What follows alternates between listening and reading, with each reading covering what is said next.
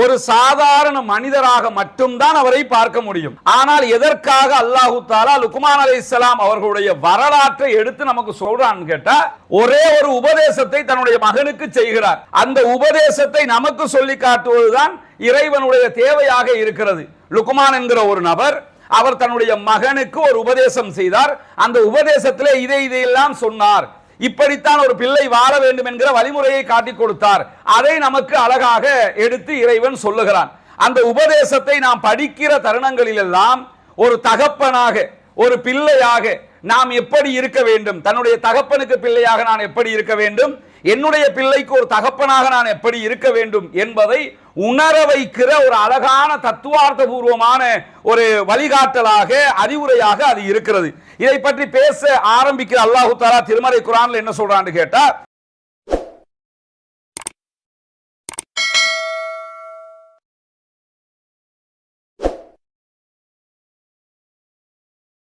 பிஸ்மில்லாஹிர் ரஹ்மானிர் ரஹீம்.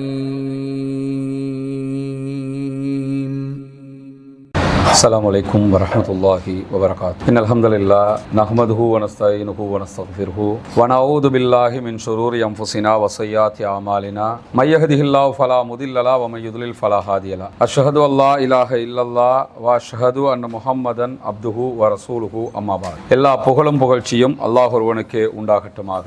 அவனுடைய அமைதியும் கருணையும் நபிகள் பெருமானார் ஸல்லல்லாஹு அலைஹி வஸல்லம் அவர்கள் மீதிலும், அவர்கள் காட்டிய வழிப்படி மாத்திரம் வாழக்கூடிய அனைவர்கள் மீதிலும் உண்டாக பேரன்புமிக்க எல்லாம் வல்ல அல்லாஹ்வினுடைய நல்லடியார்களே, நாம் வாழுகிற இந்த உலக வாழ்க்கையிலே சரியான முறையில் வாழ்ந்து மறுமையிலே வெற்றி பெற வேண்டும் என்பதற்காக இறைவன் காலத்திற்கு காலம் தன்னுடைய தூதர்களை அனுப்பி வைத்து அவர்கள் மூலமாக சரியான வழிகாட்டுதல்கள் எது என்பதையும், நாம் தவிர்த்து நடக்க வேண்டிய தவறான வழிமுறைகள் எது என்பதையும் இனம்பெருத்து காட்டியிருக்கிறான். அந்த அடிப்படையில் இந்த உலகுக்கு இறுதியாக அனுப்பப்பட்ட நபிகள் பெருமானார் ஸல்லல்லாஹு அலைஹி வஸல்லம் அவர்கள் திருமறை குர்ஆனை நம்முடைய வாழ்வியல் வழிகாட்டியாகவும் அதனுடைய முழுமையான விளக்க உரையாக தன்னுடைய வாழ்நாள் முழுவதையும் அமைத்துவிட்டு சென்றிருக்கிறார்கள்.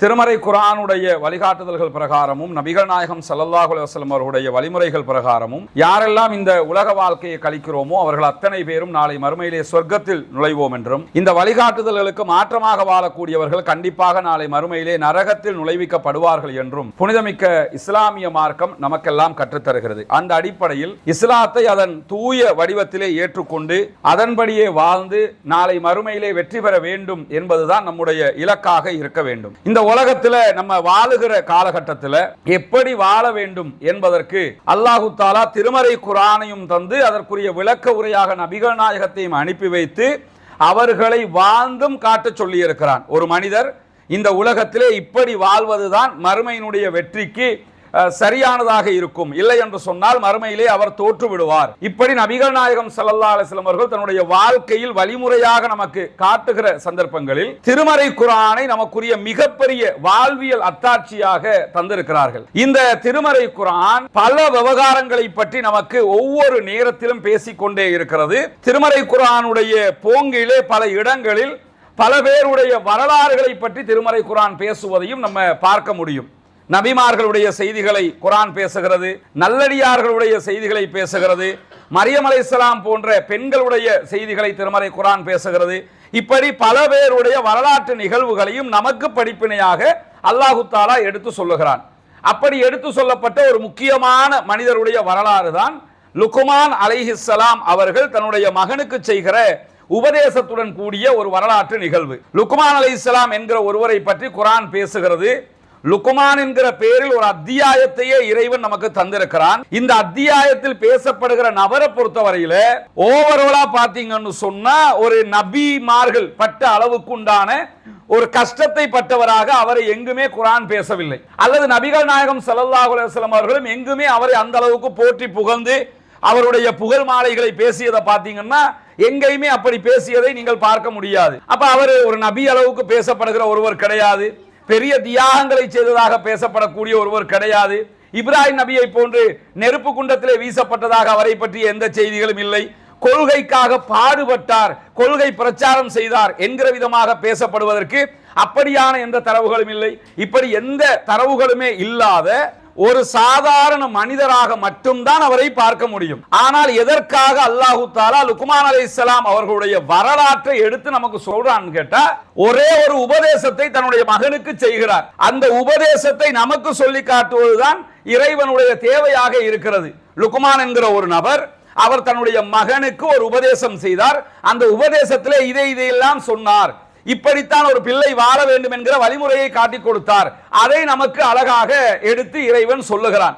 அந்த உபதேசத்தை நாம் படிக்கிற தருணங்களில் எல்லாம் ஒரு தகப்பனாக, ஒரு பிள்ளையாக நாம் எப்படி இருக்க வேண்டும், தன்னுடைய தகப்பனுக்கு பிள்ளையாக நான் எப்படி இருக்க வேண்டும், என்னுடைய பிள்ளைக்கு ஒரு தகப்பனாக நான் எப்படி இருக்க வேண்டும் என்பதை உணர வைக்கிற ஒரு அழகான தத்துவார்த்த பூர்வமான ஒரு வழிகாட்டலாக, அறிவுரையாக அது இருக்கிறது. இதை பற்றி பேச ஆரம்பிக்கிற அல்லாஹு தஆலா திருமறை குர்ஆன்ல என்ன சொல்றான்னு கேட்டா, வைது கால லுக்மானுல் இப்னிஹி, லுக்மான் தன்னுடைய மகனுக்கு தகவல்களை, அறிவுரைகளை சொல்ல ஆரம்பிக்கிற போது, வஹுவ யஅலுஹு, அவர் என்ன பண்றாருன்னு கேட்டா, மகனுக்கு ரொம்ப நேர்த்தியாக இந்த தகவல்களை சொல்ல ஆரம்பிக்கிறார். சொல்ல ஆரம்பிக்கும் போது என்னன்னா, யா புனைய லா துஷ்ரிக் பில்லா, ஒரு உபதேசத்தை பண்றாரு. முதலாவது உபதேசம் என்னன்னு கேட்டா, யா புனைய லா துஷ்ரிக் பில்லா, எனது அருமை மகனே, நீ இறைவனுக்கு இணை வைத்து விடாதே.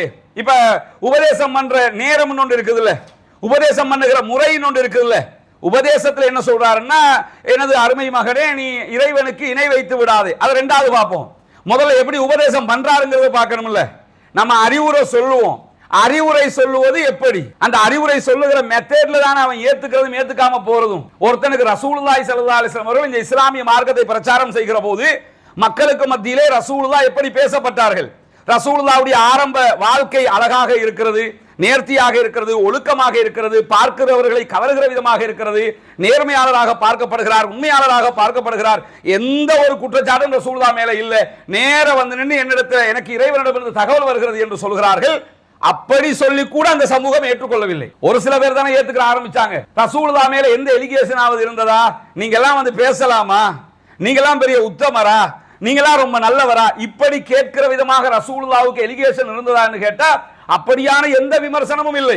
அதே நேரம் மறுபுறம் எடுத்து பார்த்தீங்கன்னா, நபிகள் நாயகத்தை ஏற்றுக்கொண்ட அத்தனை பேருமே முதன்மையாக எதை வைத்து ஏற்றுக்கொண்டார்கள், ரசூலுல்லாஹ்வுடைய கொள்கை கோட்பாடுகளை பார்த்து இஸ்லாத்தை ஏற்றுக்கொண்டவர்கள் உண்டு, அதிகம் பேர், லட்சம் பேர் உண்டு.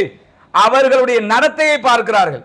முகமது நபி அவர்கள் எப்படிப்பட்டவர்கள், அவருடைய பண்பு பண்பாடு எப்படி இருக்கிறது, அவருடைய ஒழுக்கம் எப்படி இருக்கிறது, மக்களுக்கு மத்தியிலே அவர் எப்படிப்பட்டவராக இருக்கிறார். எனவே நாம் உபதேசிப்பதற்கு முன்பதாக, நம்முடைய கருத்துக்களை சொல்வதற்கு முன்பதாக நம்ம யாரு என்கிறது ரொம்ப முக்கியமானது. அது குழந்தைக்கு உபதேசம் பண்ணாலும் சரி, அல்லது ஒரு சாதாரண ஒரு மனிதருக்கு உபதேசம் பண்ணாலும் சரி, யாருக்காகவே பயான் பண்ணினாலும் சரி, நம்முடைய நடத்தை, நம்முடைய செயல்பாடு எப்படி இருக்கிறது, அதை இந்த வரலாற்றில் நம்ம முதன்மையாக படிக்க வேண்டி இருக்கிறது. ஏன்னா முதலாவது ஆரம்பிக்கும் போது எப்படி ஆரம்பிக்கிறாரு, யா புனைய, எப்படி மொழிபெயர்ப்போம் இத, எனது அருமை மகனே. இதை தவிர ஒரு டீசென்டான, அழகான, நேர்த்தியான மொழிபெயர்ப்ப உலகத்துல எங்கேயுமே தமிழ்ல நம்ம பண்ண முடியாது. பெரும்பாலும் யா புனையன்னா எனது அருமை மகனே, ஒரு அன்பான அழகான வார்த்தை இது. ஆனா இந்த வார்த்தைக்கு இதுதான் மொழிபெயர்ப்பான்னு பாத்தீங்கன்னா, இது மொழிபெயர்ப்பு அல்ல, இது நம்ம எழுத்துக்கு கொண்டு வருகிற மொழிபெயர்ப்பு. ஆனா இது ஒரு பெரும் கருத்துக்களை உள்ளடக்கிய ஒரு வார்த்தையாக இருக்கிறது. உதாரணமாக எடுத்துக்கிட்டீங்கன்னா, இந்த வார்த்தையை யாரெல்லாம் இங்க பயன்படுத்தி இருப்பாங்கிற ஒரு பார்வை இருக்கிறது. அதுக்கு முன்பதாகவே ஒரு தகப்பன் ஒரு பிள்ளையோடு எப்படி பேசுவார், ஒரு பிள்ளையோட நம்ம குழந்தை கிடைச்சிருச்சு, நம்ம எப்படி பிள்ளையோட பேசுவோம், ஹாஸ்பிட்டல்ல வைஃப் இருப்பாங்க, ஹாஸ்பிட்டலுக்கு பாக்குறதுக்கு போவாரு, இருக்கிற பழங்கள் எல்லாத்தையும் எடுத்துக்கொண்டு போவார்ல பிள்ளைய பாக்குறதுக்கு, போய் பிள்ளைய பாப்போம்ல, பாக்குற போது இந்த புள்ள கிடைச்சிருச்சு, இந்த கொண்டாந்து வச்சுட்டாங்க என்னும் போது முதலாவது புள்ளைய பார்த்து நம்ம எப்படி பேசுவோம், எப்படி பழகுவோம், எப்படி கொஞ்சுவோம், அதை யோசிச்சு பாருங்க. முத்தே, பவளமே, வைரமே, உலகத்துல இருக்க எல்லா இரும்புட பேரையும் சொல்லுவாங்க, பாத்திருக்கீங்கல்ல. புள்ளைய கொஞ்சும் போது ஒவ்வொருத்தரும் ஒவ்வொரு விதமா கொஞ்சுவோம். அது கொஞ்சும் போது முத்தும்பா, பவளம்பா, வைரம்பா, எல்லா பேர்களையும் சொல்லுவாங்க. சில பேர் கொஞ்சம் அட்வான்ஸா போவாங்க. அட்வான்ஸா போய் என் கண்ணு குட்டின்னு கொஞ்சம் பாத்திருக்கீங்களா, கண்ணு குட்டிங்கிறது எரும மாற்ற பிள்ளைக்கு தானே, நம்ம பிள்ளைக்கு இல்ல. ஆனா நம்ம புள்ளைன்னு தெரியுது, அது எரும மாற்ற பிள்ளை இல்ல, நம்ம பிள்ளைன்னு தெரியுது, பாசம் மிகுதி, அதுல என் கண்ணு குட்டி அப்படின்னு கொஞ்சுவாங்க. இதே ஆளு புள்ள ஒரு 5ஆம் கிளாஸ் படிக்கும் போது ஒரு எக்ஸாம்ல ஃபெயில் ஆயிட்டான்னு வைங்க, எரும மாறு, நீ எல்லாம் படிச்சா தாங்களா உருப்படுறதுக்குமா, சரிதானே, கண்ணு குட்டி எரும மாறா மாறிடும். முதல்ல 5ஆம் கிளாஸோ சின்ன பிள்ளையோ எப்ப கொஞ்சம் போதும் நேர்த்தி தவறிவிடக் கூடாது. வார்த்தை பிரயோகம் கரெக்டா இருக்கணும். அந்த மாதிரி இந்த நம்ம என்ன வார்த்தையெல்லாம் சொல்லி குழந்தைகளை கொஞ்சுவோமோ, அது கண்ணுக்குட்டியா இருக்கலாம், முத்தா இருக்கலாம், பவளமா இருக்கலாம், வைரமா இருக்கலாம், எதா இருக்கலாம், இந்த எல்லா வார்த்தையும் ஒன்று சேர்த்து ஒரு வார்த்தையை உருவாக்கினா அந்த வார்த்தை தான் இந்த யாபுனைய. அந்த வார்த்தையை தான் நபிமார்கள் அத்தனை பேரும் பயன்படுத்துகிறார்கள். உலகத்திற்கு அனுப்பப்பட்ட எல்லா இறை தூதர்களும் இந்த வார்த்தையை பயன்படுத்தி தான் பேசுவார்கள். உதாரணமாக எடுத்துக்கிட்டீங்கன்னா, நூஹ் அலைஹிஸ்ஸலாம் அவர்கள் கப்பலிலே பயணித்துக் கொண்டிருக்கிறார்கள். தன்னுடைய மகன் இஸ்லாத்தை ஏற்றுக்கொள்ளவில்லை. கப்பல் மாத்திரம்தான் மிஞ்சிருக்கிறது, மற்ற அத்தனையும் மூழ்கடிக்கப்பட்டுக் கொண்டிருக்கிறது. கப்பல் தண்ணீர்ல அடிச்சு போய்கிட்டு இருக்கும் போது மகன் மிதந்துகிட்டு வர்றான், உயிரை காப்பாத்திக்கிறதுக்காக தட்டுமாறிக்கிட்டு வர்றான். அந்த நேரத்தில் ஒரு தகப்பன் எப்படி பேசுவார், எப்படி பேசி இருக்கணும், நம்மளா இருந்தா எப்படி பேசுவோம்? அறிவு கட்ட மூதேவி, எவ்வளவு சொன்னேன் கேட்டியா, கேட்காம இப்ப மிதந்துகிட்டு வர்ற ஏரி தொலை மூதேவி, இப்படியாவது கோபம் சொன்னதை கேட்கலையா நீ, அப்படிதான் நம்ம பேசுவோம். ஆனா அல்லாஹ்வுடைய தூதர்கள் எப்படி வழிகாட்டுகிறார்கள் தெரியுமா? யா புனை எருக்கம் மானாங்கிறாரு. இல்ல ராஜா ஏறிக்கடா கப்பல்ல, இல்லன்னா அழிஞ்சு போயிருவோவாப்பா, ஏறு கப்பல், அன்பா கூப்பிடுறாரு. அப்படி கூப்பிட்டு அவன் போறதுக்கு போயிட்டான். அவ்வளவு அழகா கூப்பிட்டு நபிமார்கள் அழைக்கிறார்கள். அவன் வந்தானா, ஏறினானா, அப்படி கூப்பிட்டே ஏறல. மாறி கூப்பிட்டு இருந்தாருன்னா, நம்ம கூப்பிடுற மாதிரி கூப்பிட்டு இருந்தாருன்னா வந்திருப்பானா? இப்படி கூப்பிட்டே வராது, அப்படி கூப்பிட்டா நிச்சயமா வரமாட்டான். ஆனால் அவர் எப்படி அந்த தருணத்தில் ஒரு கோபத்தின் உச்சத்தில் இருக்கிற ஒரு தகப்பன், அப்ப கூட கோபம், உங்களுக்கு 1000 கோபம் இருக்கும், மகன் செய்தது 100% பிழை, அந்த பிழையை சரி என்று சொல்வதற்கு வழியே இருக்காது. ஆனால் அன்பாக பேசி அதை சொல்ல வேண்டும், அழகாக பேசி அதை சொல்ல வேண்டும். ஏன் ராஜா இங்க வா, நீ செஞ்சது 100% பிழை, நீ செய்த பிழை இது, அதை இப்படி செய்திருந்தால் பிழையாகி இருக்காது என்கிற அறிவுரையை அன்பாக முதலில் சொல்ல வேண்டும். எத்தனை தகப்பன் இப்படி அன்பாக சொல்கிறோம்? நூஹ் நபியுடைய வழிமுறை நம்மிடத்தில் இருக்கிறதா? நூஹ் நபி பேசிய மாதிரி தான் நம்ம பேசுறோமா? இப்ராஹிம் அலைஹிஸ்ஸலாம் தன்னுடைய மகனை அறுப்பதற்கு பலியிடுவதற்கு அழைத்து செல்கிறார். அழைத்து செல்கிற போது மகனிடத்தில் பேசுகிறார். யா புனைய இன்னி அராஃபில் மனாமி அன்னி அதுபகுக ஃபந்துர் மாதா தரா, நான் உன்னை அறுத்து பலியிடுவதை போன்று கனவு கண்டேன் என்னுடைய அருமை மகனே, நீ என்ன நினைக்கிறப்பா, உன்னை அறுத்து கொடுக்கவா, பலியிடவா அப்படின்னு பேசுறாரு. நம்ம அப்படித்தான் பேசுவோமா? ஏய் நேத்து தூங்கிட்டு ஒரு கனவு வந்துச்சு, அல்லாஹ் வந்து உன்னை அறுத்து ஒரு குர்பான் கொடுக்க சொல்றான், கிளம்பி வா. நம்ம இப்படி அவர் எவ்வளவு அழகா பேசுறாரு, அதற்கு எவ்வளவு அழகாக பதில் சொன்னார் இஸ்மாயில் அலைஹிஸ்ஸலாம் அவர்கள்.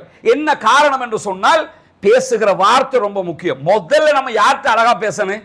நம்ம குழந்தை கேட்டு தானே, நம்ம பிள்ளை கேட்டு தானே. நம்ம பிள்ளை கேட்டே நம்ம அன்பா பேசல, அழகா பேசல, பாசமா பேசல, பாசத்தை அள்ளி அப்படி கொட்டி விட்டுறணும். அதை வச்சிருந்து என்ன பண்ண போறீங்க? அதை வச்சிருந்து செத்ததுக்கு பிறகு என்ன பலன்? ஏதாவது நடந்ததுக்கு பிறகு என்ன பலன்? பிள்ளைகளோடு பேசும்போது அன்பு கலந்த வார்த்தைகள் மாத்திரம்தான் அவர்களை வழிக்கு கொண்டு வரும். பாசமா இருக்கணும், அன்பா இருக்கணும். இப்படி நீங்க பல நபிகள் நாயகம் ஸல்லல்லாஹு அலைஹி வஸல்லம் அவர்கள் பிள்ளைகளோடு பேசுகிற நேரங்களில் எல்லாம் இந்த வார்த்தையை தான் பயன்படுத்துவார்கள். எங்க நீங்க எடுத்தாலும் நபிமார்கள், இறை தூதர்கள் பயன்படுத்திய வார்த்தை எதுன்னு பாத்தீங்கன்னா யா புனைய. இந்த வார்த்தையை பயன்படுத்தி என்ன சொல்லுவாங்கன்னா, அவங்க சொல்ல வருகிற அறிவுரையை சொல்லுவார்கள். அப்ப முதலில் அறிவுரை சொல்லுகிற போது அறிவுரையை கேட்கிற இடத்தில் பிள்ளை இருக்கிறானான்னு பாத்துக்கணும். இப்போ ஓகே, லுக்மான் அலைஹிஸ்ஸலாத்து வரலாறு எல்லாம் பார்த்தாச்சு. வீட்டுக்கு போய் இன்னைக்கு புள்ளைய கூப்பிட்டு அட்வைஸ் தான். எப்படி புள்ள 2 வயசா இருக்கு, இங்க வாங்க, நீங்க வந்து டாக்டருக்கு படிக்கணும், இன்ஜினியர் ஆகணும், அது செய்யணும். 2 வயசு பிள்ளைக்கு இதெல்லாம் வழங்குமா? அட்வைஸ் பண்ணும்போது அட்வைஸை ஏத்துக்கிற காலமா இருக்கணும். இப்ராஹிம் நபி தன்னுடைய மகனை அறுக்க கேட்கும் போது அதை சொன்னா புரிகிற வயசா இருந்தது. நூஹ் அலைஹிஸ்ஸலாம் அவங்க சொல்லும் போது அவனுக்கு புரிகிற வயசாக இருந்தது. இப்ப லுக்மான் அலைஹிஸ்ஸலாம் அவர்கள் சொல்லும் போது புரிகிற வயசாக இருக்கணும். அப்ப புரிகிற வயசுல தான் அந்த அட்வைஸை முதல்ல சொல்லணும். சொல்லும் போது அன்பாக சொல்ல வேண்டும். அப்ப என்னுடைய அருமை மகனே என்று அழைத்து லுக்மான் அலைஹிஸ்ஸலாம் அவர்கள் முதலாவது என்ன உபதேசத்தை செய்கிறார்கள்? ஃபர்ஸ்ட் உபதேசம், ஃபர்ஸ்ட் அறிவுரை பிள்ளைக்கு அதுதான். என்ன அறிவுரை? நீ படிக்கணும், நீ பெரிய ஆளாகணும், நீ முன்னேறணும், நீ யூனிவர்சிட்டிக்கு போகணும், நீ PhD முடிக்கணும், இதெல்லாம் அறிவுரை. நீ இல்லைன்னா அப்படி ஆகணும், இப்படி ஆகணும், இதெல்லாம் அறிவுரை. நீ அவன மாதிரி ஆகணும், இதெல்லாம் கிடையாது. முதலாவது அறிவுரை என்னன்னு கேட்டா, லா துஷ்ரிக் பில்லா. முதல்ல இந்த தௌஹீதை படிச்சு கொடுத்துறணும், இந்த ஏகத்துவத்தை படிச்சு கொடுத்துறணும். ஏன்னா நீங்க எவ்வளவு பெரிய கோடீஸ்வரனாக மாறினாலும், எவ்வளவு பெரிய அறிவாளியாக இருந்தாலும், எவ்வளவு பெரிய உலகமே மதிக்கிற ஆளாக இருந்தாலும், இந்த ஈமானிய தெளிவு இல்லாவிட்டால் உங்களால் இம்மையிலும் ஜெயிக்க முடியாது, மறுமையிலும் ஜெயிக்க முடியாது. ஆக்கத்தை சொல்ல நீங்க ரொம்ப சூப்பரான ஆளு, எத்தனை பேரை பார்க்கிறோம், நான் பெரிய அறிவாளியா இருப்பான், ஆனா அவன் செய்கிற வேலைகளை பார்த்தா, அவன் வணங்குகிற வணக்கத்தை பார்த்தா என்னையா நீங்க பண்றீங்க என்று தோணுமா இல்லையா?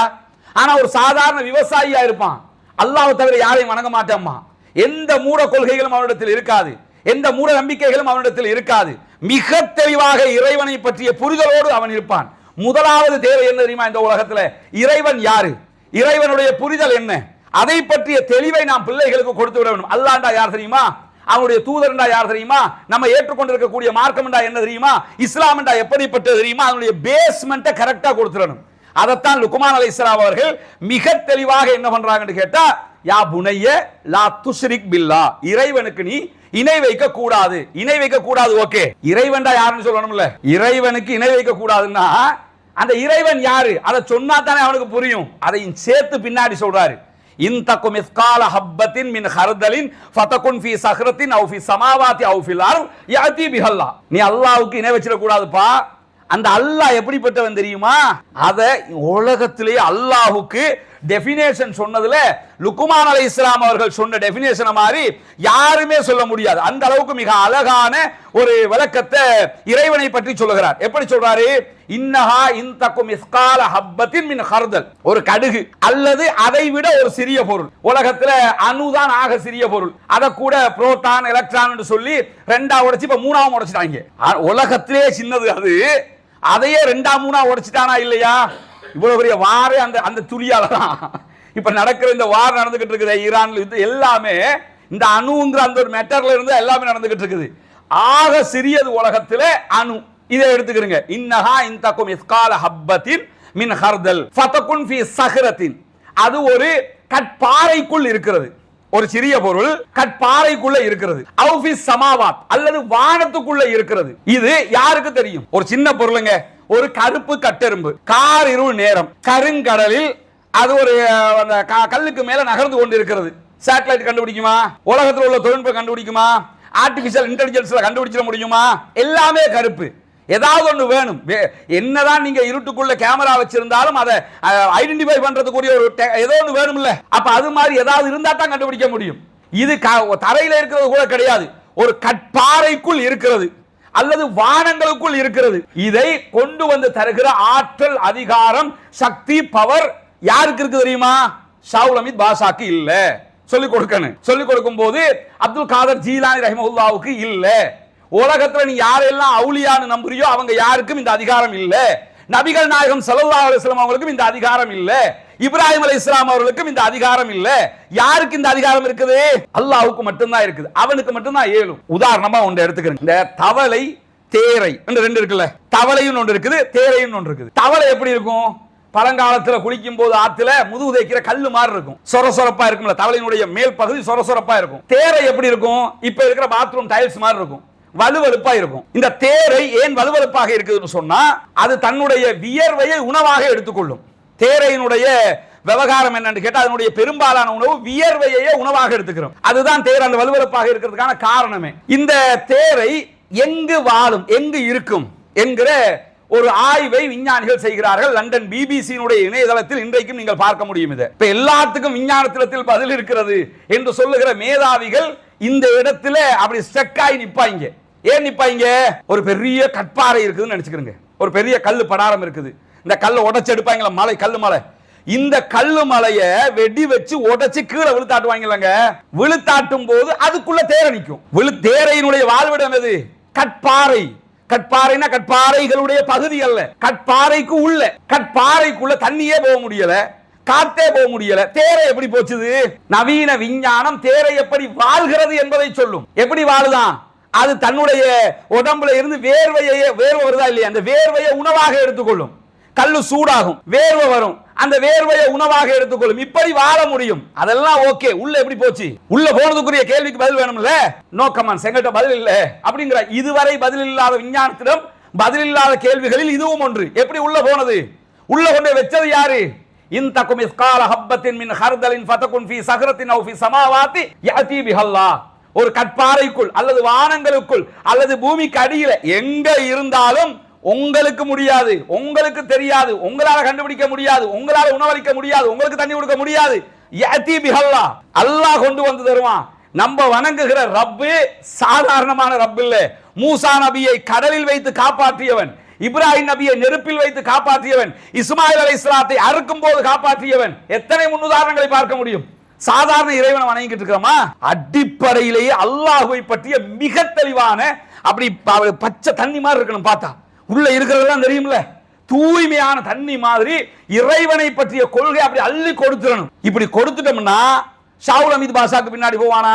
அல்லது அப்துல் காதர் ஜீலானி ரஹிமஹுல்லாஹ் அல்லாஹ் லெவலுக்கு கொண்டு வைப்பாங்களா? மத்த அவுலியாக்கள் லெவலுக்கு கொண்டு ஒவ்வொருத்தரை தூக்கி வச்சுக்கிட்டு அல்லாஹ்ட்ட கேட்கிற மாதிரி அவங்ககிட்ட போய் கேட்பாங்களா? கொடுக்கல. நம்ம யாரை சொல்லி கொடுக்கிறோம்னா, சின்ன வயசுல எடரிப்பட்டு விழும்போது யா முஹைதீன் சொல்லிக்க. லுக்மான் அலைஹிஸ்ஸலாத்துடைய அறிவுரை அல்லாஹ்வை பற்றியது. நம்ம ஆக்களுடைய அறிவுரை அப்துல் காதர் ஜீலானியை பற்றியது, அல்லது ஒரு நடிகனை பற்றியது, அல்லது எவனையாவது பற்றியது.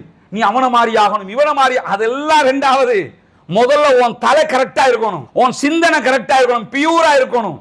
இது ஆரம்பத்திலே கொடுத்துட்டு வைங்க, எங்க போனாலும் என்ன மசாயில் விஷயங்கள் அது இது அப்படி ஏதாவது வரும். இந்த அக்கீதாவுல வழி தர மாட்டாங்க, கரெக்டா இருப்பாங்க. விரல் ஆட்டணுமா ஆட்டக்கூடாதா, அது மசாயில் விவகாரம், அது ரெண்டாவது பாத்துக்கலாம். மற்ற விவகாரம் ரெண்டாவது. இந்த அக்கீதா இருக்கு, அல்லாஹ்வை தான் வணங்கணும். அல்லாஹ் அல்லாத யாரையும் வணங்கக்கூடாது. யாருக்கும் எதற்கும் எந்த சந்தர்ப்பத்திலும் சக்தி இல்லை, பவர் இல்லை, ஆற்றல் இல்லை. இந்த அக்கீதாவை நம்ம கரெக்டா கொடுக்கணும்னா லுக்மான் அலைஹிஸ்ஸலாம் அவர்களுடைய இந்த வழிமுறையை பின்பற்ற வேண்டும். முதலாவது அறிவுரையாகவே யா புனைய என்று ஆரம்பிக்கிறவர் என்ன சொல்றாருன்னு கேட்டா, உன்னுடைய இறைவனுக்கு லா துஷ்ரிக் பில்லா, அல்லாஹ்வுக்கு நீ எந்த நேரத்திலையுமே இணை வைத்து விடாதே. அப்ப இணை வைக்காத என்று சொல்ற நேரத்தில் இணை வைப்புண்டா என்ன, அல்லாண்டா யாருங்கிறத சொன்னா தானே அவனுக்கு நிகராக யாரையும் கொண்டு வர மாட்டான். அப்ப ஏன் நிகரா கொண்டு வர்றாங்க அதை யோசிச்சு பாருங்க. அல்லாஹ்வுக்கு நிகரா ஏன் கொண்டு வர்றான்னு தெரியுதா உங்களுக்கு? நீங்க அல்லாஹ் அல்லாஹ் மாதிரி சொல்லி கொடுக்கல, அல்லாஹ்வையும் அப்துல் காதர் ஜீலானி மாதிரி சொல்லி கொடுத்து வச்சிருக்கிறோம். எப்படி அந்த கதை தெரியுமில்ல உங்களுக்கு? அப்துல் காதர் ஜீலானியும் அல்லாஹ்வும் டூர் போன கதையை சொல்லுவாங்கல்ல. அப்துல் காதர் பல தடவைகள் நம்ம கேட்ட கதை தான். அப்துல் காதர் ஜீலானியும் அல்லாஹ்வும் வந்து டூர் போனாங்களாம், ட்ரிப் போறாங்களாம். அல்லாஹ் வந்து ஆத்து பக்கமா போறான், அப்துல் காதர் ஜீலானி ரோட்டு பக்கமா போறாரு. எப்படி இதுல என்ன கதையில என்ன விளைக்கணும்? அவர் புத்திசாலியா அப்துல் காதர் ஜீலானி, ஏன்னா ரோட்டு பக்கமா தானே போனாரு. அல்லாஹ் வந்து ஆத்து பக்கமா போயிருக்கான். ஏன்னா அப்துல் காதர் ஜீலானிக்கு தஸ்தகீர் என்கிற ஒரு பெயரை சொல்லுவார்கள்.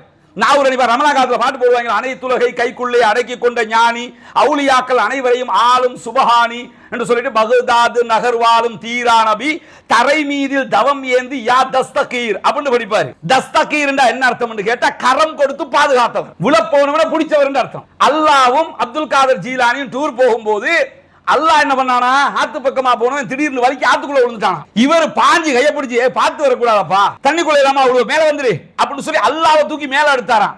அல்லாஹ் பார்த்துட்டு தஸ்தகீரே காப்பாத்திட்டியப்பா, இல்லன்னா அப்படியே அடிபட்டு நான் தண்ணியோட தண்ணியா போயிருப்பேன் அப்படின்னு சொல்லி அல்லாஹ் சொன்னானா. இதுக்கு தான் அவருக்கு தஸ்தகீர் பேரு. யாரு? அல்லாஹ்வே காப்பாத்தினவர். இப்படி அல்லாஹ்வை சொல்லி வச்சோம்னா அவன் இணை வைக்காம இருப்பானா? அவன் சிறுக்கு பண்ணாம இருப்பானா? அல்லாஹ் யாரு? அப்துல் காதர் ஜீலானி ஆக்கி அப்துல் காதர் ஜீலானி அல்லாஹ் ஆக்கி வச்சிருக்காங்க. யோசிச்சு பார்க்க வேணாம், அல்லாஹ்வுக்கு வேற வேலை வெட்டியே இல்லையா? இவரோட டூர் போறதுக்கு தான் அல்லாஹ் இருக்கிறானா? என்ன மாதிரி ஆக்கி வச்சிருக்காங்க. அப்ப முதல்ல என்ன பண்ணணும்னா, இறைவனுடைய திருமறை குர்ஆன்ல இறைவன் எப்படி நமக்கு வழிகாட்டுகிறானோ அப்படி நம்ம என்ன பண்ணணும்னா பிள்ளைகளுக்கு இந்த ஏகத்துவத்தை அடிப்படையிலேயே கற்றுக் கொடுக்க வேண்டும். இது முதலாவதாக லுக்மான் அலைஹிஸ்ஸலாம் அவர்கள் தன்னுடைய மகனுக்கு செய்கிற உபதேசம். இதை செஞ்சுட்டு அடுத்ததா என்ன சொல்றாரு? இந்த உபதேசத்தை பண்றாருல, அல்லாஹ்க்கு இணை வச்சிராத அப்படின்னு சொல்லி உபதேசத்தை பண்ணிட்டாரு. பண்ணிட்டு அடுத்த உபதேசமாக என்ன சொல்றாரு தெரியுமா?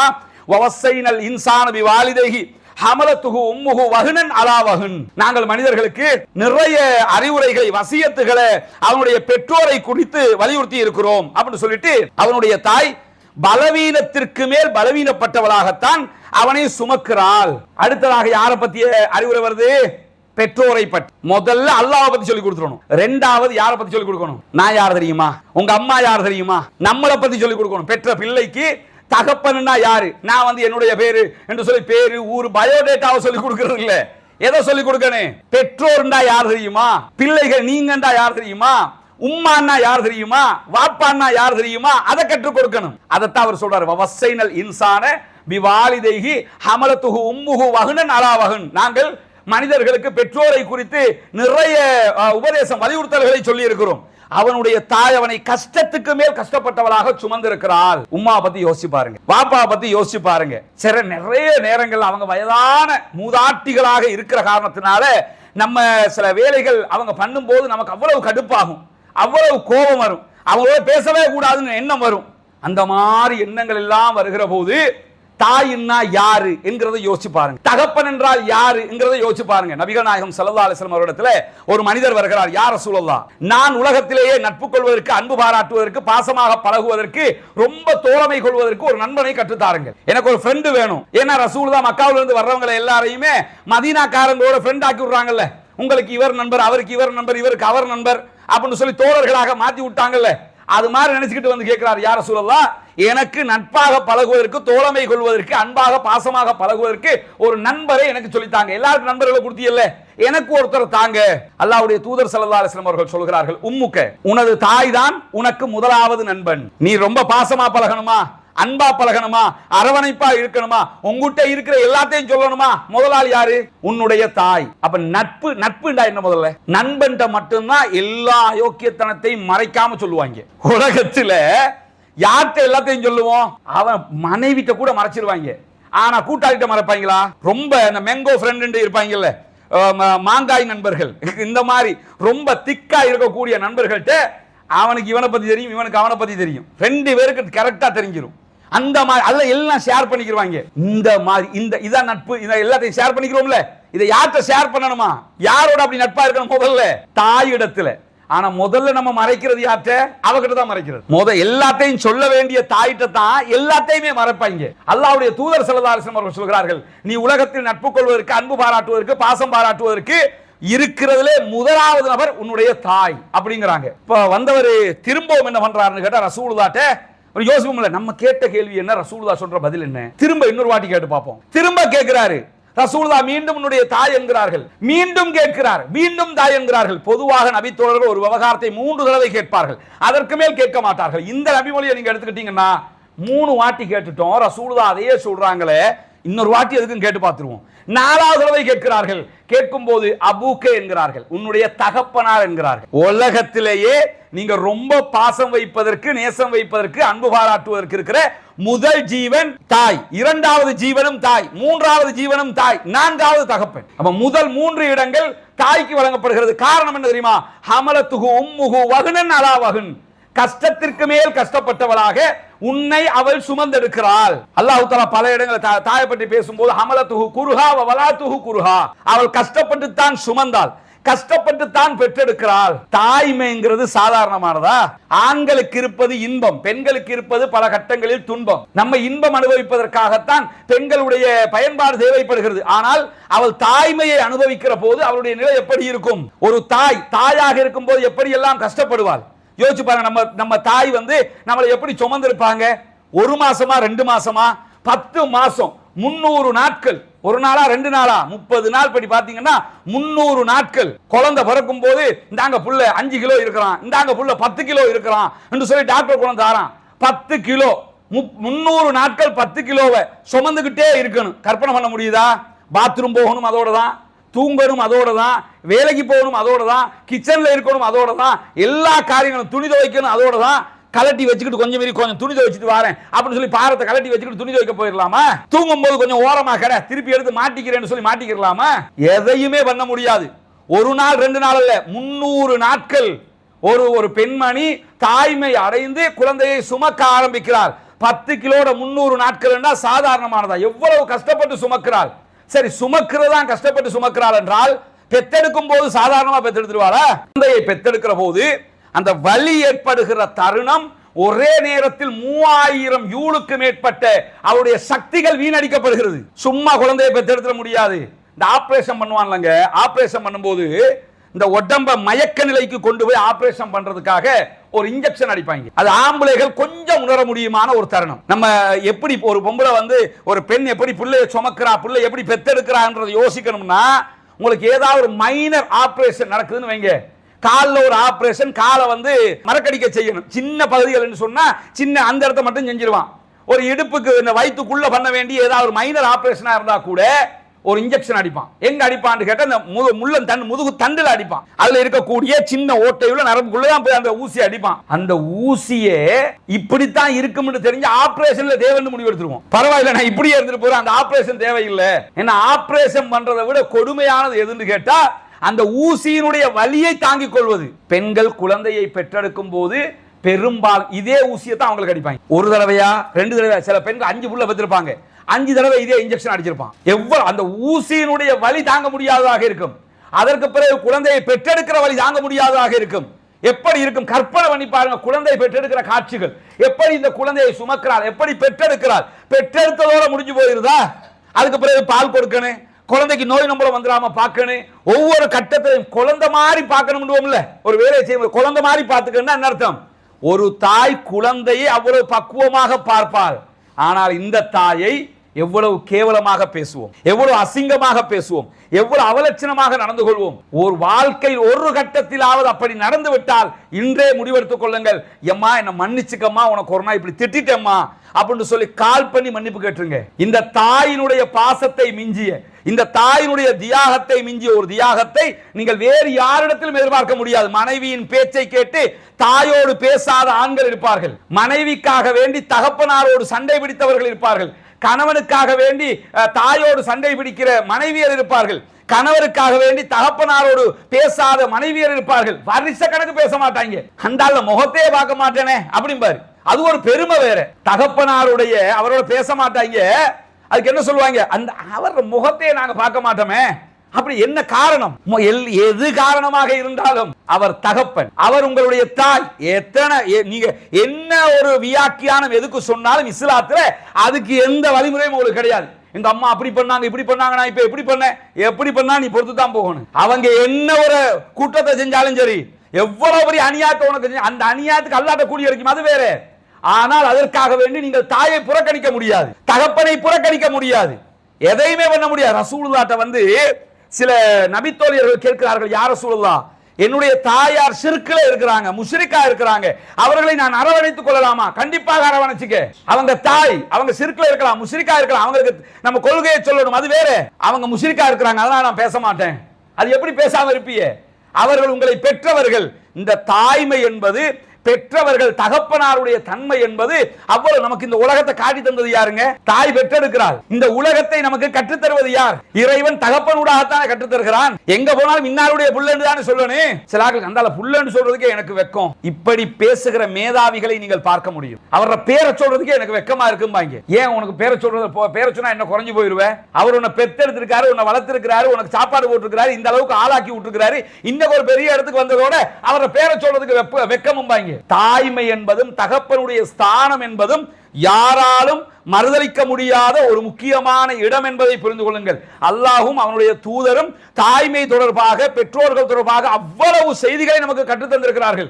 அதைத்தான் அல்லாஹ் சொல்றான், மனிதர்களுக்கு நாங்கள் பெற்றோர்கள் தொடர்பாக நிறையவே உபதேசங்களை செய்திருக்கிறோம். அவனுடைய தாய் அவனை கஷ்டத்திற்கு மேல் கஷ்டப்பட்டவளாக பெற்றெடுக்கிறாள் என்று பெற்றெடுக்கிற தருணத்தை பற்றியே அல்லாஹ் தஆலா சொல்லி காட்டுகிறான். அப்ப தாயோட கோவிச்சுக்கிட்டு இருந்தீங்கன்னா, தகப்பனாரோட கோவிச்சுக்கிட்டு இருந்தீங்கன்னா, இன்னையோட முடிவெடுத்துக்கிறங்க, இறைவா நான் பெரிய பிழை செய்து விட்டேன், நான் பெரும் குற்றம் செய்து விட்டேன், என்னை மன்னிச்சுக்கிறது. அல்லாஹ்ட்டையும் மன்னிப்பு கேட்டு தகப்பனார்ட்டையும் தாயிட்டையும் மன்னிப்பு கேட்க வேண்டிய இடத்தில் நாம் இருந்தோம் என்றால் நம்ம நல்ல பிள்ளைகள் என்ற அர்த்தம். தொடர்ந்து நம்ம வீடியோக்களை பார்த்து வருகிற சகோதரர்களுக்கு தெரியும், நம்ம இலங்கையினுடைய கிழக்கு மாகாணம் பொத்துவில் பகுதிகளில் இஸ்லாத்தை புனித மார்க்கமாக ஏற்றுக்கொண்ட சகோதர சகோதரிகள், ஏழைகளாக இருக்கிற சகோதரர்களுக்கு வீடு வசதிகள் இல்லாமல் இருக்கிறார்கள். அவர்களுக்கான வீட்டு திட்டம் ஒன்று செஞ்சுக்கிட்டு இருக்கிறோம். கிட்டத்தட்ட 14 குடும்பங்கள், அவர்களுக்கான 5 வீடுகளை கடந்த ரமலான்ல நம்ம உங்களிடமிருந்து பெற்றுக்கொண்ட அன்பளிப்புகள், உதவிகள் காரணமாக கட்டி கொடுத்துட்டோம் அல்ஹம்துலில்லாஹ்னு சொல்லி மகிழ்ச்சியாக இருக்கிறார்கள். அந்த காட்சிகளை நீங்கள் முன்னாடி பார்க்க முடியும். 5 குடும்பங்களுக்கான வீடுகளை நம்ம ஒப்படைச்சிருக்கிறோம்.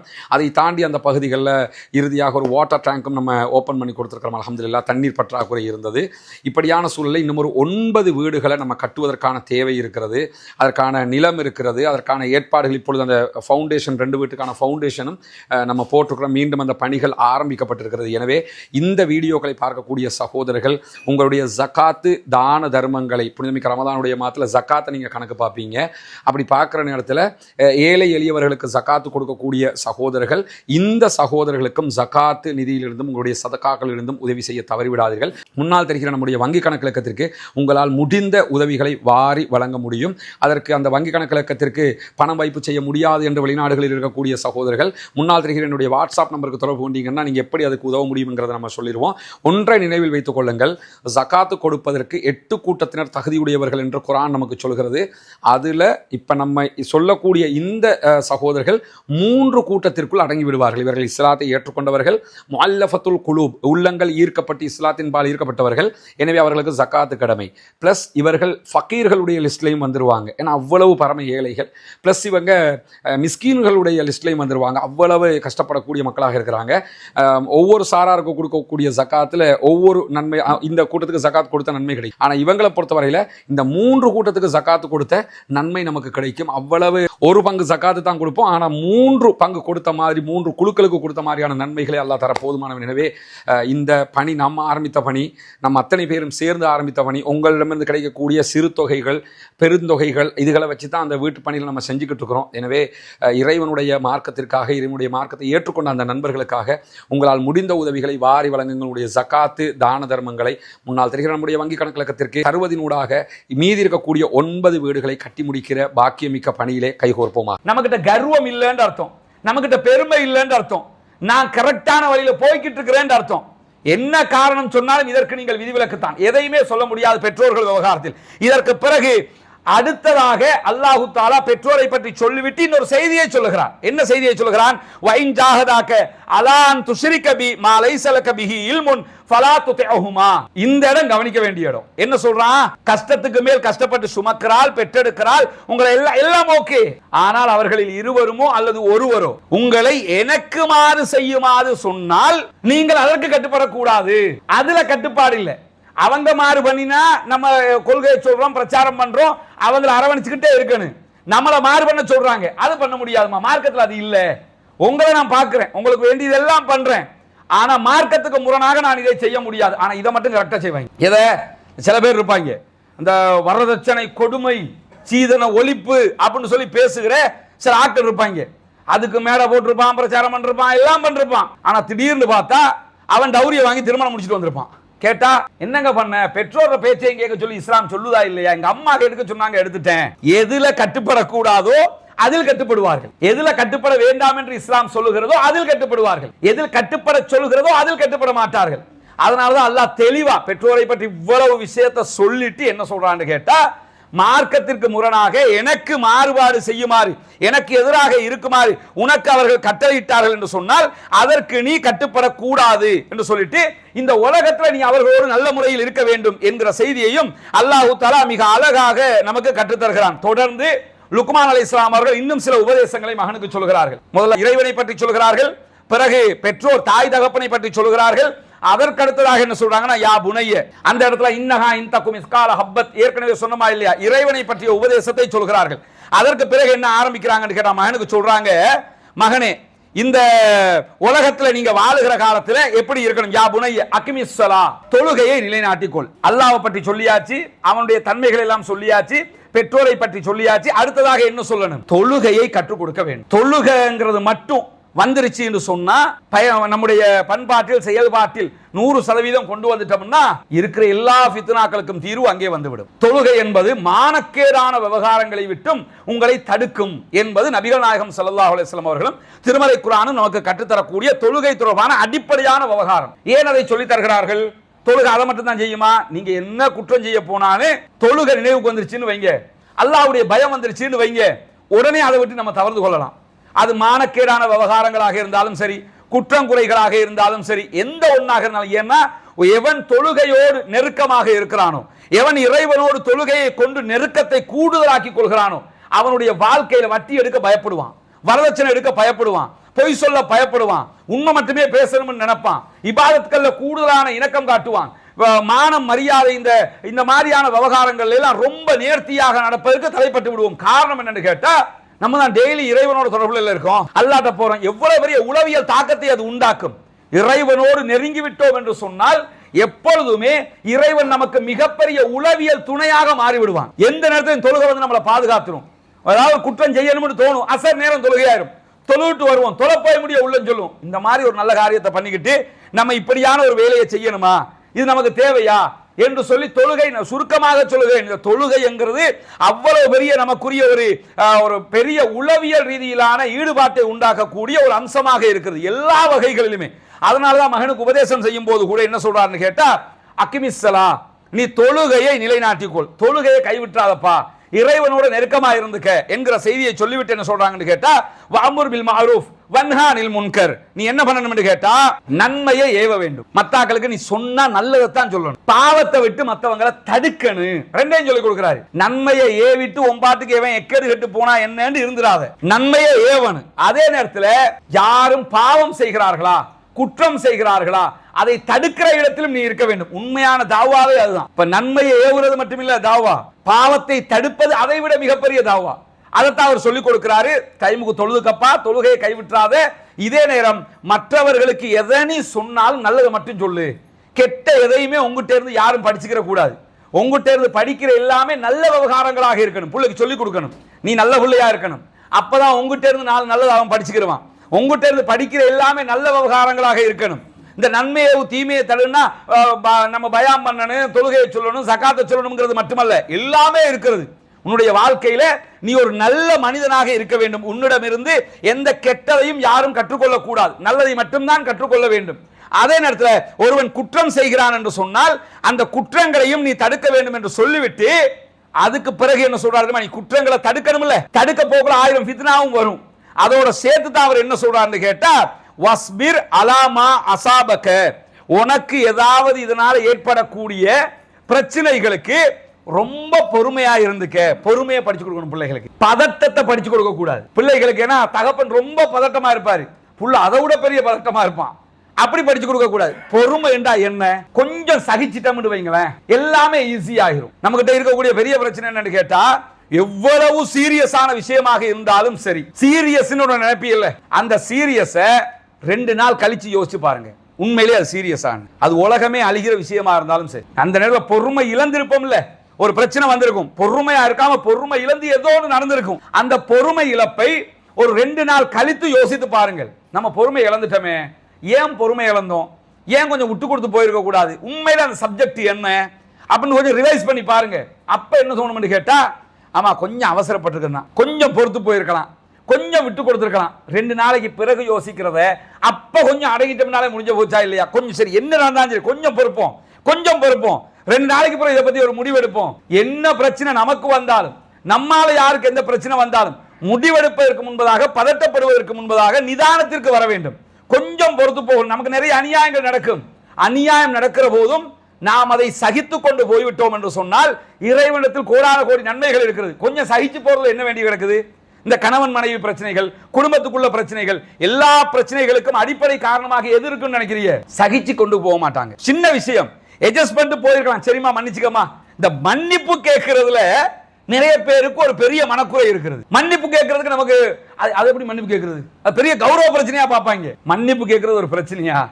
முதல்ல தன்னுடைய பிள்ளை இடத்தில் மன்னிப்பு கேட்க பழகிக் கொள்ளுங்கள். நம்ம வளர்க்கிற குழந்தை பிள்ளை இருக்குது இல்லைங்க, குழந்தை பிள்ளைக்கு நம்ம ஏதோ ஒரு பிள்ளை செஞ்சிட்டோம், பிள்ளைன்னு பிள்ளை உணருது, ஐ எம் சாரிமா மன்னிச்சுக்கிறேங்க, இனிமே நான் அப்படி பண்ண மாட்டேன்.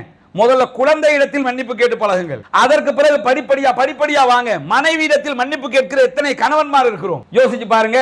இவள்கிட்ட போய் நான் மன்னிப்பு கேட்கறதா? அப்படி இல்ல, கட்டி அணைச்சு ஐ எம் சாரின்னு சொல்லி பாருங்க, எல்லாம் முடிஞ்சு போச்சு. மலைய உடைக்கிற பிரச்சனையா மாறி இருக்கும். ஒண்ணுமில்ல, அவளை கட்டி அணைச்சு ஐ எம் சாரி மன்னிச்சுக்கம்மா, நான் செஞ்சதாமா பிழை. சில நேரங்களில் நீங்கள் பிழையும் செய்திருக்க மாட்டீர்கள். டைமுக்கு அப்ப மன்னிப்பு கேட்டுருங்க. அதுக்கு பிறகு 2 நாளைக்கு பிறகு நம்மகிட்ட மன்னிப்பு கேட்டாரு அப்படின்னு இருப்பா. 2 நாளைக்கு பிறகு கூப்பிட்டு வா, உண்மையிலேயே நான் பிழை பண்ணலம்மா, பிழை செய்தது நீ, ஆனா சிச்சுவேஷன் டஃபா இருந்தது, அதனால அப்ப மன்னிப்பு கேட்டுட்டேன், இப்ப புரிஞ்சிக்க நீ தான் பிழை செஞ்சான்னு சொல்லு. ஓ நான் தான் பிழை செஞ்சேன், அப்ப ஐ எம் சாரின்றுவா. அவன் முடிஞ்சு போச்சு. ஒரு சின்ன மன்னிப்பால மிகப்பெரிய யுத்தத்தையே நிறுத்தி விடலாம். ஆனா டிவோர்ஸ் வரைக்கும் போய் நிப்பாங்க. அங்க போய் நின்னா ஒருத்தனை போடுவாங்க, இவங்க 2 பேருக்கும் கவுன்சிலிங் பண்ணுங்க. அது பாத்திருக்கீங்களா? டைவர்ஸுக்கு போய் நின்னு முடிய டைவர்ஸ் சும்மா வந்துருவானா? கணவன் மனைவி 2 பேருக்கும் கவுன்சிலிங் பண்ணுங்கன்னு ஒருத்தனை போடுவான், அவனுக்கு ஒரு 10 பேர் கவுன்சிலிங் பண்ணணும். அந்த மாதிரி நம்பர் 1 பைத்தியமா இருப்பான் அவன். அவன் வந்து நமக்கு அட்வைஸ் பண்ணிக்கிட்டு இருப்பான். குடும்ப வாழ்க்கை என்றால் என்ன தெரியுமா, நீங்கள் எப்படி இருக்க வேண்டும் தெரியுமா? அப்போ தோணும் இவன்ட்ட இந்த பயான கேட்கறத விட ஐ எம் சாரின்ட்டு போயிருக்கலாம். ஈஸியான விஷயம். மனைவி இடத்தில் மன்னிப்பு கேட்பதற்கு கஷ்டம் நமக்கு, பிள்ளை இடத்துல மன்னிப்பு கேட்கறதுக்கு கஷ்டம், பெத்த தகப்பன்ட்ட மன்னிப்பு கேட்கறதுக்கு நமக்கு கஷ்டம். கவலை என்ன பிரச்சனை? பாப்பா என்ன மன்னிச்சுக்கிறீங்க, அத்தா என்ன மன்னிச்சுக்கிறீங்க. நீங்க மன்னிக்கலன்னா யாரு பாப்பா என்ன மன்னிப்பா? நீங்க நான் பிள்ளை செஞ்சுட்டேன், ஆமா என்ன மன்னிச்சுக்கிறீங்க. கட்டி அணைச்சு மன்னிப்பு கேளுங்க. தாயின் மடியில் தூங்கி மன்னிப்பு கேளுங்கள். எத்தனை பிள்ளைகள் 40 வயதை தாண்டிய யாராவது என்னுடைய தாயின் மடியில் இன்றைக்கும் நான் தூங்குகிறேன் என்று சொல்லுகிற நெஞ்ச தொட்டு யோசிச்சு பாருங்க. என்னுடைய தாயிர மடியில கூட தூங்கிடுவாங்க. எங்க அத்தா மடியில நான் ஊருக்கு போனா எங்க அத்தா மடியில நான் தூங்குவேங்க. எனக்கு அது ஒரு ஹாபி, நான் அப்படித்தான் தூங்குவேன். எத்தனை பேர் இருக்கிறோம்? அத்தா மடியில தூங்கி இருக்கிறோமா? அம்மா மடியில தூங்கி இருக்கமா? அம்மாவை அப்படி இறுக கட்டி பிடிச்சிருக்கிறீங்களா? அத்தாவை அப்படி இருக கட்டி பிடிச்சிருக்கீங்களா, வாங்கத்தா போய் ஒரு காபி குடிச்சிட்டு வருவோம் அப்படின்னு சொல்லி கூட்டாளி மாதிரி உங்க கூட வர மாப்பிள்ள போன்ற மாதிரி அத்தாவை கூட்டிக்கிட்டு அப்படி நடந்திருக்கிறோமா? அது அத்தாவோட எல்லாம் அப்படி நடக்கிறது. அவர் அப்படித்தான் அப்ப நினைச்சிருப்பாரு, என் பிள்ளையோடு எப்படி நடக்கிறது. எங்க தூரமாக தெரியுமா, குடும்ப உறவுகள் எங்க விரிசல் ஏற்படுது தெரியுமா, இங்கதான் விரிசல் ஏற்படுகிறது. அத்தாவை கூட்டாளி மாதிரி பாருங்க, அம்மாவை கூட்டாளி மாதிரி பாருங்க. ஒரு முறை இப்ப முடியும், நான் இந்த வாட்டி ஊருக்கு போனேன்னா முதல்ல எங்க அம்மா மடியில ஒரு half an hour தூங்கணும்பா, தூங்கி பாருங்க, அப்ப தெரியும் இந்த சொர்க்கத்தை இழந்துட்டோம்டா இந்த உலகத்துல. அம்மா எவ்வளவு கெட்டவர்களாக இருந்தாலும், அம்மா எவ்வளவு நமக்கு எதிராக இருந்தாலும், அம்மா கொஞ்சம் வாங்க, அதெல்லாம் பிரச்சனை, கொஞ்ச நேரம் தூங்குறம்மா அப்படி தலைய வருடி விடுவா, அப்படி தூங்கிட்டு. ஏன்னா பிள்ளை அவ்வளவுதான், அதுதான் தாய். நீங்க எவ்வளவு குற்றம் செஞ்சாலும், உங்க மேல எவ்வளவு வெறுப்பா இருந்தாலும், நீங்க போய் மடியில தூங்கிட்டீங்கன்னா தட்ஸ் ஆல், முடிஞ்சு போச்சு. அப்ப தாயிட்ட மன்னிப்பு கேட்க முடியல, தகப்பன்ட்ட மன்னிப்பு கேட்க முடியல, பிள்ளைட்ட மன்னிப்பு கேட்க முடியல, படிச்ச ஆசிரியர்கிட்ட மன்னிப்பு கேட்க முடியல, கூட தொழில் செய்யறவன்ட்ட மன்னிப்பு கேட்க முடியல, யார்கிட்ட மனைவிட்ட மன்னிப்பு கேட்க முடியல, மனைவி அத்தாட்ட மன்னிப்பு கேட்டிருக்கமா, மாமா என்ன மன்னிச்சுக்கிறேன், நான் பல செஞ்சேன் சொல்லிருக்கீங்களா, நீ எனக்கு பொண்ணு தந்தவர், உங்ககிட்ட நான் எதுக்கு மன்னிப்பு கேட்கணும். இருமாப்பு எங்க வருதுன்னு பாத்தீங்களா, பெருமை எங்க வருதுன்னு பாத்தீங்களா, கர்வம் எங்க வருதுன்னு பாத்தீங்களா, இங்கதான் வருது. நம்ம லைஃபை எப்படி அமைக்கணும்னு கேட்டா ரொம்ப கஷ்டம். இப்படி அமைச்சிட்டியே உலகத்தில் ஒரு சொர்க்கம் ஈஸியா போயிடும். வருவான் இன்னைக்கு இருக்கு அவன்கிட்ட பெரிய ஒரு சண்டைக்கு ரெடி ஆகிட்டு வருவான், வரிக்கு வரி ஆதாரத்தோட அது இது குறிப்பெல்லாம் எடுத்துக்கிட்டு நம்மளோட ஒரு சண்டைக்கு கிளம்பி வருவான். வந்து உட்கார்ந்துடா என்ன தெரியுமா பேச விட்டுறணும், பேச விட்டு எல்லாத்தையும் கேட்டுவிட்டு நீங்க உங்க பக்கம் நியாயமே இருக்கட்டும், முதல்ல என்ன பண்ணுங்க, சரி மாப்பிள்ள மன்னிச்சுக்க, நான் தான்டா பிள்ளை செஞ்சேன், இப்ப என்ன பண்ணணும், இதை பண்ணணும், சரிப்பா போயிட்டு வான்னு அனுப்பிச்சிருக்க. ஒரு 3 நாளைக்கு பிறகு நீங்க தேடி போய் இங்க வா, அன்னைக்கு இவ்வளவு சூடாகி வந்தியே ஒரு காஃபி எடுத்து குடிப்போம், இதான்டா நடந்துச்சு. அப்ப தெளிவுபடுத்தி பாருங்க. என்ன மன்னிப்பு அவன் நினைச்சுக்கிட்டு வருவான் உங்களோட சண்டை பிடிக்கிறதுக்கு. அவன் இப்படி சொல்லுவான், நான் இப்படி சொல்ல வேண்டும், இந்த பாயிண்ட போட்டா இந்த பாயிண்ட போடணும் நினைச்சுக்கிட்டு வருவான். நீங்க உடனே ஐ அம் சாரின்டா ஒரு பாயிண்ட்டும் ஒண்ணுக்கு உதவாது, எல்லாமே முடிஞ்சு போயிடும். ஒரு மன்னிப்புனால, ஒரு விட்டு கொடுப்புனால, ஒரு பணிவால இவ்வளவு நடக்கும். ஆனா இதை நம்ம செய்ய மாட்டோம். இதை செய்யாம இருக்கிறதா பெருமையின் உச்சகட்டம். லுக்மான் அலைஹிஸ்ஸலாம் அவர்கள் தன்னுடைய மகனுக்கு நான் தொழுகையை நிலைநாட்டு, நன்மையை ஏவு, தீமையை தடு, எல்லாத்தையும் சொல்லிட்டு என்ன சொல்றாருன்னு கேட்டா, இதனால் அவர்கள் துன்பங்கள், துயரங்கள், கஷ்டங்கள் வரும்போது பொறுமையாக அதை எதிர்கொண்டு விட வேண்டும் என்பதையும் கற்றுக் கொடுத்து விட்டு சொல்கிறார்கள். இன்னதாலிக மின் அஸ்மில் உமூர், நீ பொறுமையாக சகித்துக் கொள்வது என்பது அதுதான் உறுதியான காரியமே. அதை விட உலகத்துல ஒரு ஸ்டடியான காரியமே கிடையாது. பொறுமையா சகிச்சு போயிரு, விட்டு கொடுத்து போயிரு. எவ்வளவு அற்புதமான உபதேசம். லுக்மான் அலைஹிஸ்ஸலாத்துடைய வரலாற்றை, லுக்மான் அலைஹிஸ்ஸலாத்துடைய உபதேசத்தை அல்லாஹ் தஆலா திருமறை குர்ஆனிலே சொல்லி தந்ததற்கான காரணம் என்ன நினைக்கிறீங்க? இவ்வளவு இது 30 நாள் பேசுகிற அளவுக்கு தகவல்களை அவர் சொல்றாரு. ஒரு நாள் செய்கிற உபதேசம், ஒரு தடவை செய்கிற உபதேசம் 30 நாள் ரமதான்ல பேசினால் முடிக்க முடியாத அளவுக்கு தகவல்களை அள்ளி கொட்டுகிறார். மகனிடத்தில் மேலதிகமாக சொல்லுகிறார், மனிதர்களை விட்டு உன்னுடைய முகத்தை திருப்பிக் கொள்ளாதே. ஒரு தகப்பன் பிள்ளைக்கு சொல்லிக் கொடுக்க வேண்டிய அடிப்படையான உபதேசம் இது. நீ மனிதனுங்கிறவனே ஒரு விலங்கு கிடையாது, நம்ம மனிதர்களோடு வாழக்கூடிய ஒரு பிராணி. நம்ம மனுஷனை கண்டா முகத்தை திருப்பிட்டு போயிடாத, நீதான் பெரிய ஆளுன்னு நினைச்சிடாத, உன்னை விட்டு அந்த கர்வத்தை கையில் எடுத்துறாத. மனிதர்களோடு அந்யோன்யமாக இருக்கிற ஒரு மனிதனாக நீ இருக்க வேண்டும். சாதாரண மக்களை மதிக்கிற ஒரு இடத்தில் இருக்க வேண்டும். அந்த இடத்துக்கு நம்ம போகணும். ஏன்னா நம்ம ஒருத்தனை கேவலமா நினைப்போம், நம்ம ஒருத்தனை நம்மளை விட கீழானவனா நினைப்போம். அல்லாஹ்விடத்தில் நம்மை விட பெரியவனாக அவன் இருக்கக்கூடும். நமக்கு அது தெரியாது. நம்ம நினைப்போம் இவெல்லாம் ஒரு ஆளா அப்படின்னு நினைப்போம். ஆனா நாளை மஹ்ஷர்ல நிற்கும் போது நம்ம நரகத்துக்கு போகிற இடத்திலிருந்து அல்லாஹ் காப்பாற்ற வேண்டும். அவன் சொர்க்கத்துக்கு போகிற இடத்தில் இருப்பான். மதிப்பு மரியாதை என்பது ஒரு பிச்சைக்காரனாகவே இருக்கட்டும். ஒருத்தர் பிச்சை கேட்டு வர்றாருங்க. நம்ம வாழ்க்கையில எத்தனை பேர் வீட்டுக்கு வெள்ளிக்கிழமை நல்லோரு சாப்பாடு, எல்லா வெள்ளிக்கிழமை போது வீட்டுல சாப்பாடு தானே, நல்ல சாப்பாடு, நல்ல கோழி பிரியாணி ஒன்று போட்டு சாப்பிட்டுக்கிட்டு இருக்கிறீங்க. ஒருத்தர் வாசல்கிட்ட வந்து ஏதாவது தாங்கங்கிறாரு, 5 ரூபா காசை கொடுத்து அமுச்சு விட்டுருவோம். எங்க உள்ள வாங்க அப்படின்னு கூப்பிட்டு உட்கார வச்சு அவருக்கு ஒரு பிளேட்டை போட்டு சரிசமனாக அமர வைத்து, அவர் அழுக்காத்தான் இருப்பாரு, அவர் ஊத்தியாத்தான் இருப்பாரு, அவரை பார்க்கறதுக்கு கஷ்டமா தான் இருக்கும். உட்கார வச்சு ஒரு சாப்பாடு கொடுத்து பாருங்க எப்படி இருக்கும், அந்த ஆளுடைய மனோநிலை எப்படி இருக்கும். அப்போ ஒரு துவா செய்வோம் பாருங்க, உங்களுக்கு முடிஞ்சு போச்சு, அவ்வளவுதான். இதையெல்லாம் வந்து தேடி போய் நம்ம பெற்றுக்கொள்ள வேண்டிய பிரார்த்தனைகள். சாதாரணமாக ரசூலுல்லாஹி ஸல்லல்லாஹு அலைஹி வஸல்லம் சொல்கிறார்கள், சில பேர் வருவார்கள், வீட்டு வாசலில் நிற்கும் போது விரட்டப்படுகிற இடத்தில் இருப்பார்கள். அல்லாஹ்விடத்தில் அவர்களுடைய கண்ணியம் வேறு விதமாக இருக்கும், நம்ம நினைக்கிற மாதிரி கிடையாது. அவங்கள பார்த்தா அப்படி மனுஷனா நினைப்போம். அதனாலதான் மகனுக்கு சொல்லும் போது சொல்றாரு, உன்னுடைய முகத்தை மனிதர்களை விட்டும் திருப்பிக் கொள்ளாத, நான் தான் பெரிய ஆளு, என்ன விட்டு ஆள் கிடையாதுன்னு அப்படி ஒரு கர்வம் பிடிச்சவனாக நீ அந்த மாதிரி மனிதர்களை விட்டு உன்னுடைய முகத்தை திருப்பிக் கொள்ளாத, பூமியில கர்வம் பிடித்து நடக்காதங்கிறார். ரெண்டையும் சேர்த்து சொல்றாரு. முகத்தை திருப்பிடவும் கூடாது, கர்வம் பிடிச்சு நடக்கவும் கூடாது. எங்க வெஹிக்கிள் எப்படி தெரியுமா, உங்ககிட்ட இப்படி வெஹிக்கிள் இருக்குதா? எங்க அத்தாட்ட இருக்கிற காசு உங்ககிட்ட இருக்குதா? நான் உடுக்கிற மாதிரி Dress நீ பண்ணுவியா? நாங்க எப்படி தெரியுமா? இந்த மாதிரி நினைச்சிடாத. யாரையும் அந்த கர்வம் கொண்டு அகங்காரம் கொண்டு பணிவில்லாமல் நீ நடந்துராத மகனே என்று சொல்லிவிட்டு என்ன சொல்றாருன்னு கேட்டா, கர்வம் கொண்டு பெருமை அடிக்கிற யாரையுமே அல்லாஹ் தஆலா விரும்ப மாட்டான். ஏன்னா கண்ணியம்ங்கிறது அல்லாஹ்வுடைய மேலாடை, பெருமை கர்வம்ங்கிறது அல்லாஹ்வுடைய கீழாடை. இது யாருக்குரியது? இந்த பெருமை கர்வம் உண்மையில யார்? அல்லாஹ்வுக்கு தானே. அது லாஜிக்கலி கூட யாருக்கு பொருத்தம்? நமக்கு பொருத்தமா? இந்த உலகத்துல லாஜிக்கலி ஒன்ன யோசிச்சு பாருங்க. உங்ககிட்ட 500 கோடி பணம் இருக்குது, ஒருத்தட்ட 5000 ரூபாய் பணம் இருக்குது. இந்த ரெண்டு பேருக்கும் இடையில என்ன வித்தியாசம்? ரெண்டு பேரும் என்ன பண்ண முடியும்? இந்த இஸ்லாம் முஸ்லிம் அதை கொஞ்சம் அப்படி வச்சுட்டு ஒரு அதை மட்டும் வச்சு பாருங்க. ஒருத்தட்ட 500 கோடி, அனில் அம்பானி இருக்கிறாப்ல, அம்பானியுடைய மகன் இருக்கிறான், உங்க புள்ளையும் இருக்கா, உங்க புள்ளட்ட 50 லட்சம் காசு இருக்குது, அம்பானி புள்ளட்ட 500 கோடி காசு இருக்குது. இந்த ரெண்டு பேரும் இந்த உலகத்துல என்ன செய்ய முடியும்?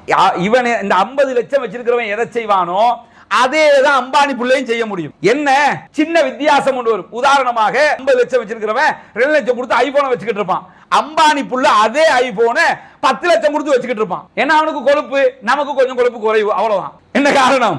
நாங்க ஸ்டேட்டஸை மெயின்டைன் பண்ணணும்ல, அதுக்காக கம்பெனிக்கு சொல்லி ஸ்பெஷலா செஞ்சிருப்பான். ரெண்டுக்கு ரிசல்ட் ஒண்ணுதாங்க. அந்த போன்லயும் கால் தான் பேச போறியா, இந்த போன்லயும் கால் தான் பேச போறோம். ரிசல்ட் ஒண்ணு, ஆனா பெருமதியில் வித்தியாசம் இருக்கிறது. அது இது அவ்வளவுதான். நம்ம வச்சிருக்கிற வண்டிலையும் இங்க இருந்து கிளம்பினீங்கன்னா பேங்காக தாண்டி இன்னொரு ஊருக்கு போயிட்டு வருவீங்க. அம்பானி புள்ள வச்சிருக்கிற வெஹிக்கிளையும் அதைத்தான் பண்ண முடியும். வேற நம்ம உலகத்துல போகிற இடம் இல்லாம அவனே வேற ஒரு கிரகத்துக்கு போயிட போறானா? இல்ல. அப்ப இப்படி ஒப்பிட்டு பாத்தீங்கன்னு சொன்னா நமக்கும் அவனுக்கும் எந்த வித்தியாசம்? உலகத்துல நீங்க எதையுமே இப்படி வித்தியாசப்படுத்த முடியாது. அப்படி இருக்கல, நீ பெரியாளா நாம் பெரியாளா, எவ்வளவு வித்துனா இந்த நீ பெரியாளா நாம் பெரியாளாங்கிறது மட்டும் இல்லாம போயிடுச்சுன்னு வைங்க, முக்காவாசி ஃபித்னாவே இல்லாம போயிடும். அதைத்தான் தன்னுடைய மகனுக்கு அழகாக சொல்லிக் கொடுக்கிறாரு.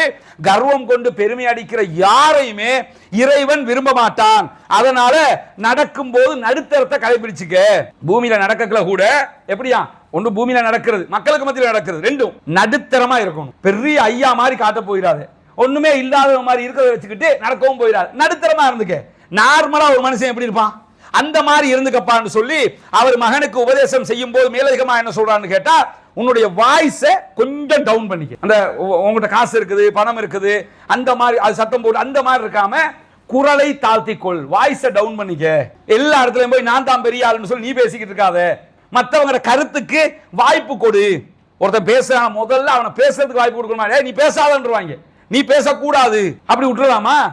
பேசுவதற்கு வாய்ப்பு கொடுக்கணும். உன்னுடைய குரலை தாழ்த்தி அவர்களுக்கு உரிய வாய்ப்புகளை கொடுத்து விடு என்று சொல்லிட்டு மகனுக்கு சொல்றாரு, உலகத்திலேயே வெறுக்கத்தக்கது கழுதையினுடைய சத்தம் தான் அப்படிங்கிறாரு. அது ஏன் சொல்றாரு? கழுதை சத்தம் வெறுப்புக்குரியது. அந்த மாதிரி நீ கத்திராத, நீ அந்த மாதிரி நடந்துராத. இப்படி மிக நீண்ட நெடிய ஒரு உபதேசத்தை தன்னுடைய மகனுக்கு லுக்மான் அலைஹிஸ்ஸலாம் அவர்கள் அழகாக கற்றுக் கொடுக்கிறார்கள். அவருடைய உபதேசத்தை நீங்க சூரா லுக்மான்ல எடுத்து பார்த்தீங்கன்னா முழுவதுமாக அல்லாஹ் தஆலா சொல்லுகிறான். இதை தாண்டிய பல செய்திகளையும் தன்னுடைய மகனுக்கு அவர்கள் உபதேசமாக கற்றுக் கொடுக்கிறார்கள். அதையெல்லாம் எடுத்து நம்முடைய வாழ்க்கையில பார்க்கும்போது பக்குவப்பட்ட ஒரு வாழ்க்கை முறையை நம்முடைய வாழ்க்கைக்கும் கொண்டு வந்து, நம்முடைய பிள்ளைகளுக்கும் கொண்டு வந்து, நம்முடைய குடும்பத்துக்குள்ளும் கொண்டு வந்து மிக அற்புதமான ஒரு வாழ்க்கை முறையாக நம்முடைய வாழ்க்கை முறையை மாற்றிக்கொள்ள முடியும். அதற்காக வேண்டித்தான் இறைவன் லுக்மான் அலைஹிஸ்ஸலாத்துடைய இந்த உபதேசத்தை நமக்கு சொன்னானே தவிர, மற்றபடி லுக்மான் அலைஹிஸ்ஸலாம் அவங்க பெரிய சிலைகளை உடைத்து இப்ராஹிம் அலைஹிஸ்ஸலாம் மாதிரி ஏகத்துவ பிரச்சாரம் செஞ்சவங்களும் கிடையாது. நூஹ் அலைஹிஸ்ஸலாம் மாதிரி ஊரே பிரச்சாரத்துக்கு உள்ளாக்கியும் ஒரு சொற்பமானவர்கள் தான் இஸ்லாத்துக்கு வந்தாங்களே, அந்த மாதிரி கஷ்டப்பட்டவங்களும் கிடையாது. நபிகள் நாயகம் ஸல்லல்லாஹு அலைஹி வஸல்லம் அவங்க மாதிரி ஊரை விட்டு துரத்தப்பட்டு பல இடங்கள்ல தாக்குதலுக்கு உள்ளாகி இப்படியான தியாகங்களை பண்ணவங்களும் கிடையாது. அவங்க செஞ்ச வேலை என்ன?